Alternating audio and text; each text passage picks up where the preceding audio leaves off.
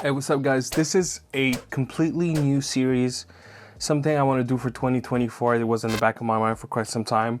I call it Off the Cuff. So it's just a video when I receive a device, quick opening, no fuss, just straight to the point, not a review, more of a hands-on. And so this is episode 1, and we're going to talk about a controller that is highly revered for pretty much anyone that just put their hands on it. And it is the GuliKit KingKong 2 Pro controller, and I have just received the GuliKit KingKong 3 Pro controller, the brand new model. It was announced for some time and it is now in my hands. So I like the look. They're going for, you know, pretty much a SNES look, much like what we had with the the Galileo G8. So let's open it. In the front, of course, we have the actual controller, then some product information off of the sides, and there you have it. Here we have at the bottom some more explanation. I don't know if this one supports the Nintendo Switch. We'll see that in a second. And that's pretty much it. There's nothing off the side. So in the box we have the controller.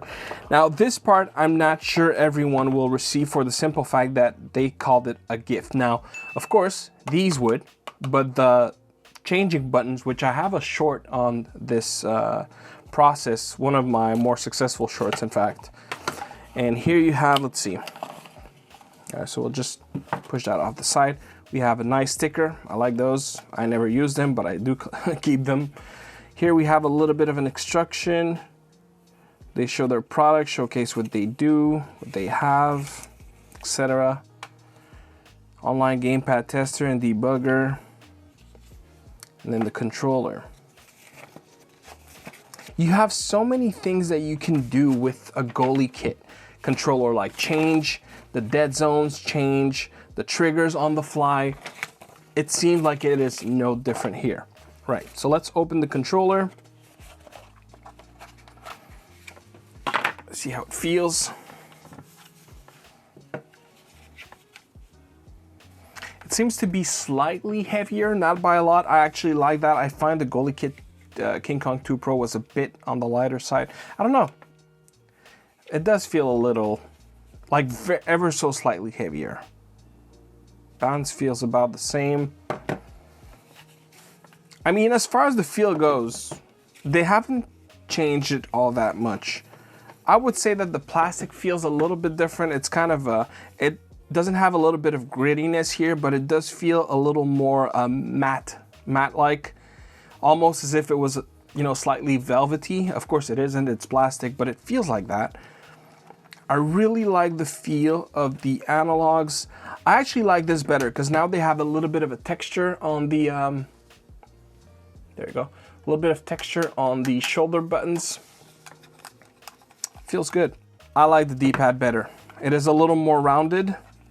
It's subtle changes. Really, honestly, from picking it up, you automatically recognize what this controller is based off of.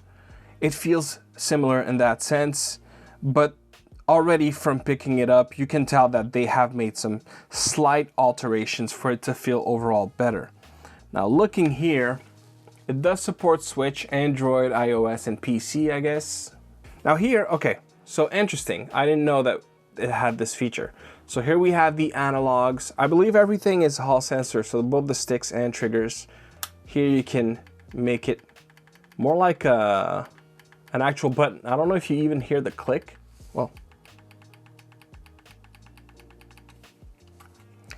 And then you have the paddles that goes in the back. They stick out quite a lot. Not necessarily unpleasant. Oh, so you have this here in the back of the actual controller. And this time they include a USB stick. Nice. And then you have this little thing to pinch the buttons out. There you go. And that's one off. You know, it's a good thing that they actually, my God, is it ever so hard to take it off of these sockets. Jeez, I'm making a mess. I don't even know where the button went. Wow. I have no clue. So I guess for now, I'm just gonna put this back and we'll keep that part for the review. Okay, so I'm just gonna test out how it feels real quick on the Switch, I guess. Right off the bat, I can tell you one thing. Wow, this is very exciting for me. I do not recall feeling rumble as good in any other third party before this controller. I love rumble. I'm big on rumble. This is huge. I'm super excited for that. Man, the rumble feels good. You could swear it is HD rumble. I guess I'm gonna go back to the elephant. You do hear it a little bit. I don't know if you guys will hear it. You do hear the rumble a little bit, but man, it feels awesome.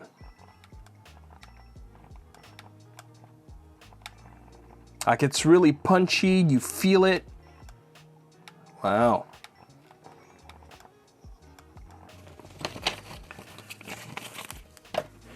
Man, I spent way more time than I should have to know how to change mode, so you need to double tap it, is what I read. Okay, there you have it. Okay. Okay, Spruce as an Xbox controller. So I wanted to see, does that change the value to an actual button?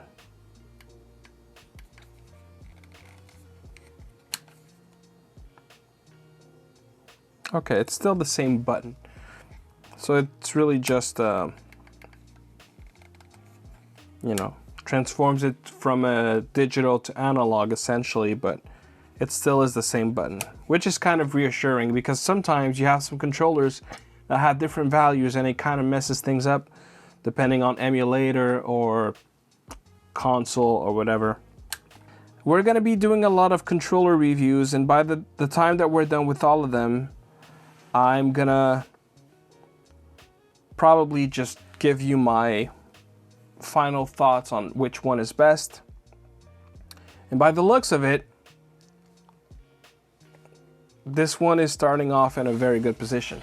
And see, that's what I like. Like, the GuliKit 2 was highly revered, like I said earlier, but to me, it was okay. It was good, above average, but it wasn't my favorite. Like, I genuinely enjoyed EasySMX's controller more.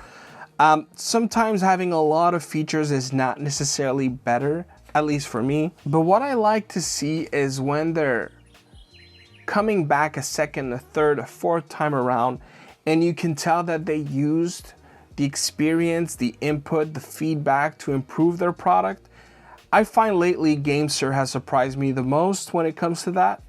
And it seems that GuliKit also. Yep, that is extremely responsive. That feels as good as it possibly can.